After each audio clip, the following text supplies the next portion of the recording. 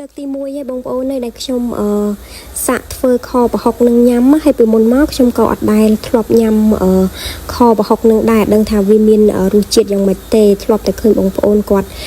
ធ្វើឲ្យគាត់ផុសនៅក្នុង Facebook ឃើញតំណងអញ្ចឹងហើយក៏ចង់សាក់ធ្វើញ៉ាំម្ដងអញ្ចឹងណាបងប្អូនហើយនេះគឺជាគ្រឿងផ្សំត្រៀមសម្រាប់ធ្វើខប្រហុកហ្នឹងណាបងប្អូនអាចមើលនៅក្នុងវីដេអូហ្នឹងបាន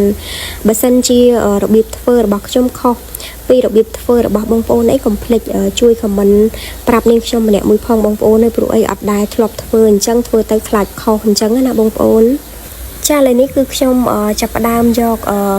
ខ្ទឹមសខ្ទឹមក្រហមគល់ស្លឹកគ្រៃរំដេងស្លឹកក្រូចសើចហើយនឹង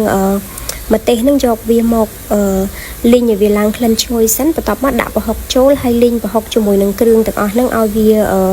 ឈ្ងុយម្ដងទៀតហើយចាំដាក់ស្ករត្នោតចូលទៅហើយកូរស្ករនឹងឲ្យវារលាយសព្វសិនទៅចាំដាក់សាច់ជ្រូក3ជាន់ចូលហើយបន្ទាប់មកលីងសាច់ជ្រូកនឹងឲ្យវារាងឆ្អិនមកល្មមសិនបានខ្ញុំដាក់ត្រីពោចូលពេលដែលដាក់ត្រីចូលទៅគឺខ្ញុំអត់សូវកូរត្រឡប់វាខ្លាំងពេកទេបងប្អូនយើងកូរត្រឡប់វាថ្នមដៃទៅដើម្បីកុំឲ្យបែកសាច់ត្រីអញ្ចឹងណាហើយដាក់គ្រឿងផ្សំចូលទៅតែម្ដងមានម្សៅស៊ុបទឹកត្រីប៊ីចេងហើយនឹងទឹកអំពិលទុំទឹកត្រីហើយនឹងម្សៅស៊ុបហ្នឹងគឺខ្ញុំដាក់ចូលទៅតែបន្តិចសិនឯងបងប្អូនដោយសារតែដាក់ប្រហុករៀងច្រើនដែរខ្លាចវាប្រៃខ្លាំងអញ្ចឹងណាបងប្អូនបន្ទាប់មកដាក់បន្លែមានត្រប់វែងត្រប់ពុតញងហើយនឹងម្ទេសផ្លោកអាតូចណាដាក់បន្លែចូលទៅហើយគឺខ្ញុំចាក់ទឹកចូលទៅមកល្មមហើយរងាស់វាចោលប្រហែលជា10នាទីអីទៅបងប្អូនបន្ទាប់ពី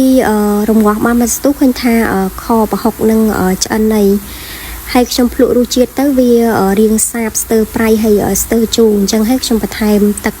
ត្រីបន្តិចហើយនឹងទឹកអំពិលទុំចូលទៅបន្តិចដើម្បីឲ្យវាមានរសជាតិកាន់តែដិតហើយចុងក្រោយដាក់ស្លឹកក្រូចសើចចូលទៅពី3ស្លឹកទៀតទៅដើម្បីធ្វើឲ្យ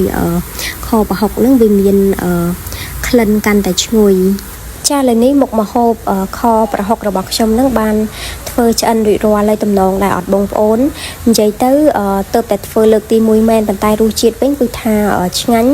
អាចទទួលយកបានហើយសម្រាប់បន្លែផ្ទាប់ញ៉ាំជាមួយនឹងខប្រហុកហ្នឹងបងប្អូន